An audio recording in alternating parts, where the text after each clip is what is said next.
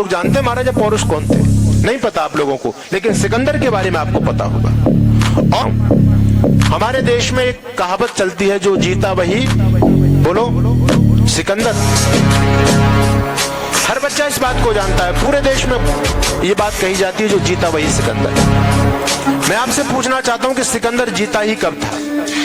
हो सकता है सिकंदर ने दुनिया के कुछ देशों को जीता होगा, लेकिन जब सिकंदर हमारे देश पर आक्रमण करने के लिए आता है, उस समय सिंध के राजा थे महाराजा पौरुष, और महाराजा पौरुष के साथ में जब उसका युद्ध होता है तो सिकंदर की सेना की हालत खराब हो जाती है, और सिकंदर की सेना हाथ खड़ा कर देती है और अपने राजा से कहती है कि हम भारत के योद्धाओं के साथ में युद्ध नहीं कर सकते।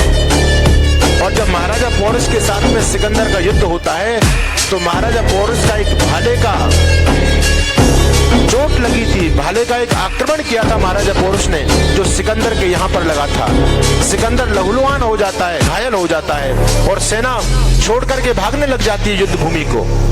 राजा और सेना दोनों वापस अपने देश की तरफ भाग जाते हैं, और रास्ते में ही सिकंदर की मृत्यु हो जाती है। सिकंदर वापस अपने देश तक नहीं पहुंच पाया, लेकिन दुर्भाग्य की बात है, उस घायल सिकंदर को, जो सिकंदर इस देश को विजय प्राप्त करने की दृष्टि से आया था, जिसने बहुत बड़ी शिकस्त भारत में प्राप्त की, उस हारे हुए सिकंदर को यह कहा गया, जो जीता वही सिकंदर।